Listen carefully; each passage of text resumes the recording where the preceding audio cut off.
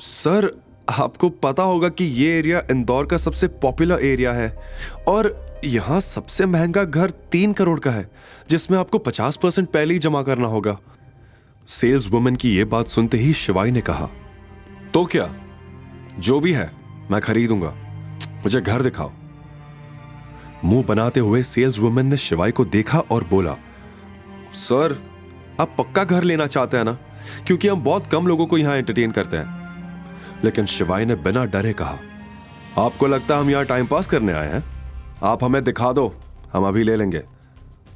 अब sales woman को गुस्सा आ रहा था। उसने इतना जिद्दी इंसान आज तक नहीं देखा था।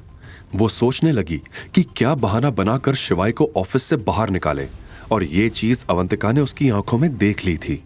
उसने भी झिझकते हुए शिवाई के कान में कहा, अभी यहां से चलते हैं शिवाई, वरना ये लोग हमें धक्के मारकर यहां से निकाल देंगे। अवंतिका तो सच से काफी दूर थी।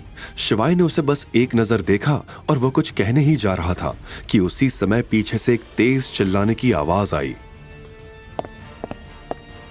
मैंने बाहर लोगों को बात करते हुए सुना है कि यहाँ कोई पागल घर खरीदने आया है। शिवाई ने पीछे मुड़कर देखा तो सामने रेखा नंदिनी के साथ खड़ी थी। नंदिनी और रेखा पास की ही एक शॉप में नंदिनी की बर्थडे ड्रेस खरीदने आई थी। लेकिन मुझे बिल्कुल भी उम्मीद नहीं थी कि मेरी बेटी को तलाक देने के बाद मेरा निकम्मा दामाद अचानक इतना अमीर बन जाएगा कि करोड़ों की प्रॉपर्टी खरीद सकेगा। आसपास के लोग भी अब शिवाई को नीची नजरों से देखने लगे थे, लेकिन यह बात अवंतिका से बर्दाश्त नहीं हुई। हालांकि वह शिवाई से कल ही मिली थी, पर इतनी सी मुलाकात में ही उसे यह मालूम हो गया था कि शिवाई एक नेकदिल इंसान है। इसी वजह से उसने दांत पीसते हुए रेखा को जवाब दिया, तमीज से बात करो, अब यह तुम्हारी बेटी का पति नहीं है। अवंतिका को अपने बचाव में बोलते देख शिवाई का दिल भर आया, और शायद ये पिछले 3 साल में पहली बार हुआ था कि कोई उसके लिए भी सोचने लगा था। वो बहुत प्यार से अवंतिका को देखने लगा। ओहो, देखो तो, ये भी है। अगर तुम बोलती नहीं तो मुझे पता ही नहीं चलता कि तुम भी यहां हो। तुम दोनों एक साथ, ये कब हुआ? लो देख लो सब इस बेशरम को, मेरी बेटी के तलाकशुदा पति के साथ अब ये गुलछर्रे उड़ा रही है। बगल में खड़ी नंदिनी भी चिल्ला पड़ी, माँ बेटी एक जैसी ही निकली। इसकी माँ ने मेरे पापा को फंसाया था और इसने मेरे पति को फंसा लिया। अपनी माँ के बारे में सुनते ही अवंतिका का चेहरा उतर गया। उसकी आंखों में आंसू आ गए। शिवाई ने अवंतिका के आंसू देखकर तुरंत कहा, नंदिनी, पहले तो मैं तुम्हारा हस्बैंड नहीं, एक्स हस्बैंड हूं, और अवंतिका तुम्हारी जैसी नहीं है जो लड़कों के पीछे पैसों के लिए भागे।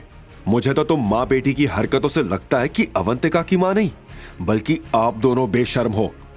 शिवाई को भी अपना फेवर लेते देख अवंतिका ने पहली बार एक अलग सा कॉन्फिडेंस महसूस किया। उसे ऐसा लगा मानो अब उसे किसी का डर नहीं, और अब वो शिवाई के साथ पूरी दुनिया जीत सकती थी। अच्छा, तो अब ये 2 कौड़ी की लड़की तुम्हारे लिए इतनी जरूरी हो गई कि तुम हमसे लड़ रहे हो? यह सुनते ही शिवाई को बहुत गुस्सा आया, लेकिन अवंतिका के कोमल हाथों ने उसे रोक लिया। आज शायद अगर अवंतिका उसे नहीं रोकती तो वो सारी हदें पार कर देता। How impressive! अच्छा हुआ मैंने तुम्हें डिवोर्स दे दिया। तुम्हारे जाते ही इंडस ग्रुप के जनरल मैनेजर ने इंदौर का सबसे महंगा होटल मेरे बर्थडे के लिए बुक किया है। अब समझे तुम कितने मनहूस थे मेरे लिए। ये कहते हुए नंदिनी और रेखा जोर जोर से हंसने लगी। अगल बगल खड़े लोग नंदिनी को घूरने लगे। ये खबर फ्रंट पेज पर थी, इसलिए सब जानते थे कि इंडस ग्रुप ने पूरा प्लाजा होटल मिस बजाज की बर्थडे पार्टी के लिए बुक किया है। पर वो लड़की नंदिनी थी, ये देखने के बाद वहां खुसुर फुसुर होने लगी। क्या कहा तुमने? इंडस ग्रुप के मैनेजर ने होटल बुक किया है, वो भी नंदिनी तुम्हारे लिए? नहीं तो क्या, अवंतिका के लिए किया है, नंदिनी चिल्लाकर बोली।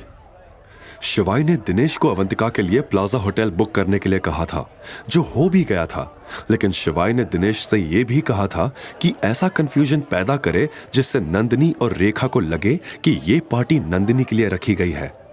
शिवाई इस वक्त अपनी आइडेंटिटी रिवील नहीं करना चाहता था। वो बस सही मौके का इंतजार कर रहा था, और इसके लिए अवंतिका की बर्थडे पार्टी से अच्छा मौका और कोई हो ही नहीं सकता था। आगे की कहानी जानने के लिए देखिए अगला एपिसोड सिर्फ पॉकेट FM के YouTube चैनल पर। और शिवाय एक विनाशक के सारे एपिसोड्स को सुनने के लिए डिस्क्रिप्शन में दी लिंक से डाउनलोड करें पॉकेट FM ऐप।